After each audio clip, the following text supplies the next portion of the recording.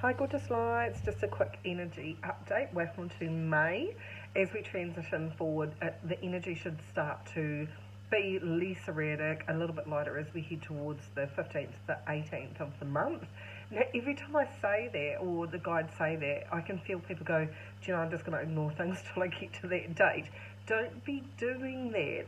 Understand that it's about working with yourself, and it's about understanding that the energy on the planet has been around for a really, really long period of time.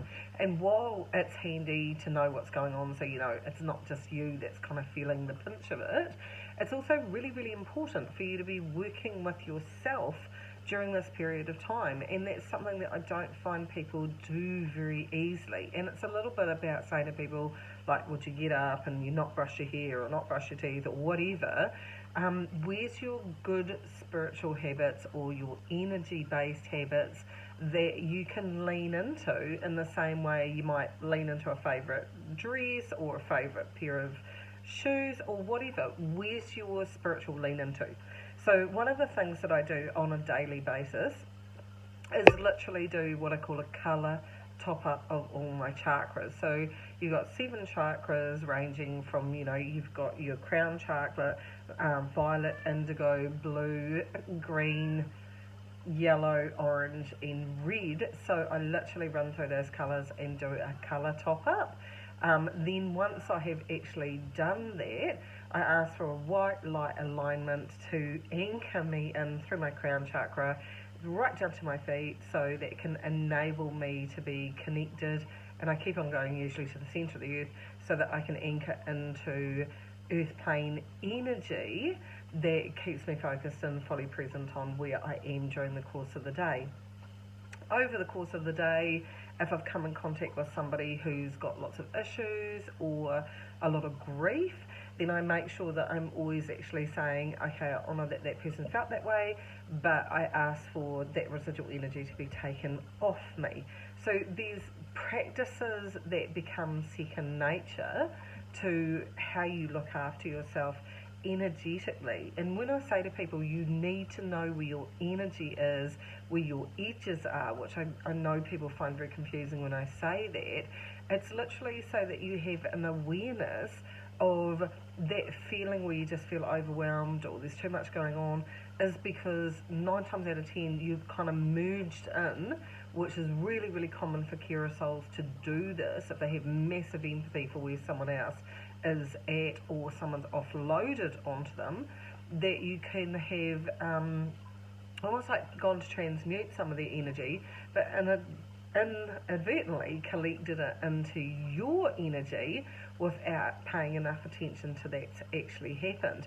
How you can build an awareness to this is, you know, if you can see it, if you can feel it, fantastic. But if you can't, then just create a boundary. And a really, really healthy boundary is to do a check-in with yourself and go, you know, I didn't feel like that before, and then after I've been around this person I feel like this. If that's not mine, take it off me. So get into a really good habit of doing those check-ins, of awarenesses of, is this my emotion, or if it's not my emotion, take it off me. There's universal law, you don't ask, you don't get. If you don't investigate, you don't know. So half of it when you're working with yourself is an awareness or an awareness base that you are creating that actually enables you to use your body as an amazing tool that can let you know when you've absorbed too much from other people or you've had enough. Your stomach is one of them. If you've been in a very, very stressful situation or been around people that are very stressful, highly needy or whatever, and you get that hollowed out feeling in your stomach, that is because you've given too much energy away to somebody else, has literally been going and drawing energy off you, utilising you as if you're a battery. Now don't have a tendency to call them energy vampires as such, because half the time I don't think these people are aware that they're actually doing it.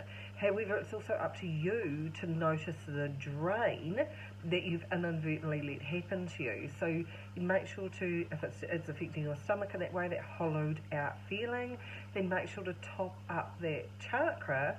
Now the chakra is the solar plexus chakra, stomach chakra, which literally says I can't stomach this situation or I can't stomach this person, and that's where you'll feel the drain. It's also the first chakra that you actually connect to another person when you're actually talking to them as well. So any interactions, and it doesn't matter whether it's on the phone or in person or it could be just in the gas station, as soon as you connect verbally or physically with a person, you've got an energy exchange going on as well. This mindfulness of taking care of yourself falls into the self-care category that Spirit is pushing right at the moment, because we've got amplified energy that's come in, hypersensitivity, and you can inadvertently be taking on board everybody else's stuff without doing really, really good self-care to make sure to look after yourself as well. And this investigation to make sure that your energy is okay and stable is a gift that you give back to yourself. And it also means when you're around other people that are potentially draining or potentially not, just leaving you in your energy space, but actually drawing on your energy, you will get used to noticing when that's happened, and you will literally be able to take more care of yourself in those environments and situations as well. Really, really important to understand you're a walking energy field, that you are energy condensed into matter. It doesn't matter where you go, you're actually exuding this amazing amount of energy, which people read. In 7 seconds, you can thin slice someone. I like them, I don't like them, spot a liar a mile away. It is your energy that has actually noticed that, and it is your energy that other people read before they even look at your face or your body or anything and decide that they actually like you. So the key is want to add knowledge to yourself, then start to get to know your energy field, what you feel like, how you felt before you went into something, how you felt after you went into something. That way you can actually do the fine-tuning, like brushing your teeth and doing your hair or makeup or whatever, that becomes an energetic practice that is actually a healthier for you as well. And you can literally put your hands here in front of you, go right up above your head, curl it back down like you're peeling down a banana peel, pull it right down to your feet and step out of it and click it away. That's an energetic banana peel that is really handy for removing energy off you as well. If you just think that, I just actually need to get somebody else's energy away from me, banana peel it off, take it off, but click it away so somebody else doesn't walk in it as well. You are not seeing to the degree that your energy is actually being impacted by the world around you as well. And you can have, you can put, when I say find the edges of yourself, you can literally ask for a lovely little active kind of barrier on the edge of your energy aura, so that you notice when somebody's in your aura or somebody's drawing off your aura. These are things that you can actually ask for to happen that actually helps you to actually look after yourself as well.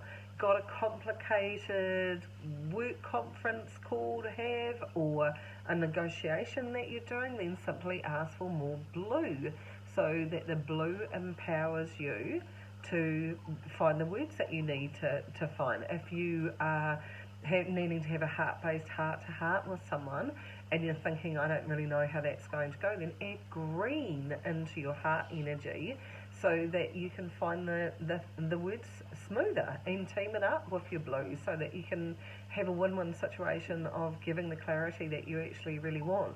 We're kind of not accessing and gifting towards ourselves the huge amount of energy that's actually available to us if we just stop and ask and consider what we're actually allowed to have by actually giving ourselves permission to draw in energy from the universe, to look after our own energy, to make sure that you have really good energy boundaries, particularly if you know a person is really draining. And it's really important that you gift that back to yourself. And this energy, as we're transitioning forwards, and I am calling it kind of like caterpillar soup. You're not quite the butterfly, you're not quite the caterpillar, you're kind of in between spaces, and I said that back to front, kind of in between spaces. Then at the end of the day, sorry, at the end of the day, it's really, really important for you to understand that you have a choice around how you're nurturing and how you're actually looking after yourself as well. And that's incredibly important. Now, over the next week or so, I can feel that we are beginning to anchor in more possibilities for ourselves. There's a lot more energy coming through the airways to do with creative projects, projects that actually help empower you.